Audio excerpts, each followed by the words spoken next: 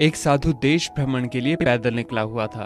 एक बार रात हो जाने पर वो किसी गांव में आनंद नाम के व्यक्ति के दरवाजे पर रुका।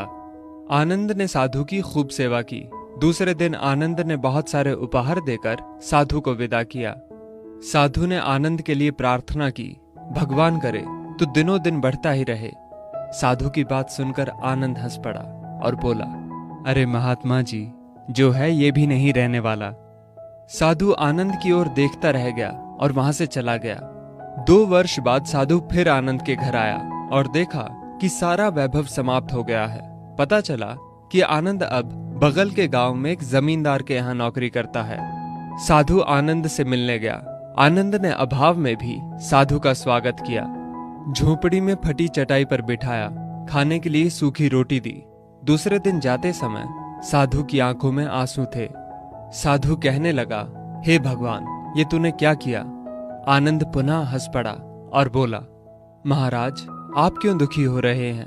महापुरुषों ने कहा है कि भगवान इंसान को जिस हाल में रखे, इंसान को उसका धन्यवाद करके खुश रहना चाहिए।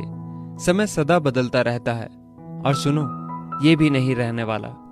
साधु मन ही मन सोचने लगा, मैं तो केवल भेष से साधु हूं, सच्चा साधु तो तू ही है आनंद। कुछ वर्ष बाद साधु फिर यात्रा पर निकला और आनंद से मिला तो देखकर हैरान रह गया कि आनंद अब तो जमींदारों का जमींदार बन गया है। मालूम हुआ कि जिस जमींदार के यहाँ आनंद नौकरी करता था वो संतान विहीन था। मरते समय वो अपनी सारी जायदाद आनंद को दे गया।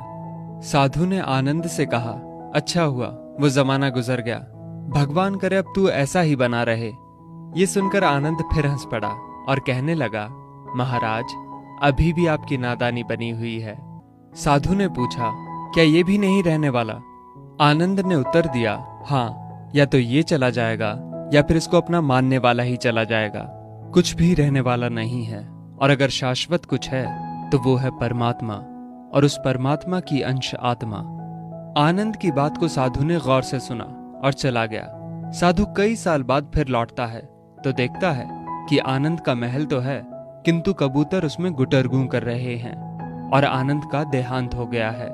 बेटियां अपने अपने घर चली गईं, बूढ़ी पत्नी कोने में पड़ी है। साधु कहता है, अरे इंसान, तू किस बात का अभिमान करता है? क्यों इतराता है? यहाँ कुछ भी टिकने वाला नहीं है। दुख या सुख कुछ भी सदा नहीं रहता।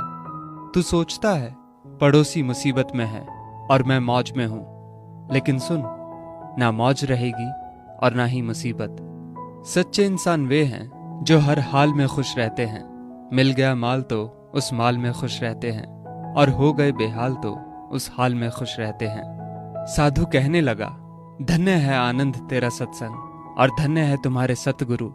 मैं तो झूठा साधु हूं, असली फकीरी तो तेरी जिंदगी है। अब मैं तेरी तस्वीर देखना चाहता हूं, कुछ फूल चढ़ाकर दुआ तो मांग लूं। साधु दूसरे कमरे में जाता है तो देखता है कि आनंद ने अपनी तस्वीर पर लिखवा रखा है, आखिर में ये भी नहीं रहेगा। खूबी और खामी दोनों ही होती है हर इंसान में। जो तराशता है उसे खूबी नजर आती है, और जो तलाशता है उसे खामी नजर आती है।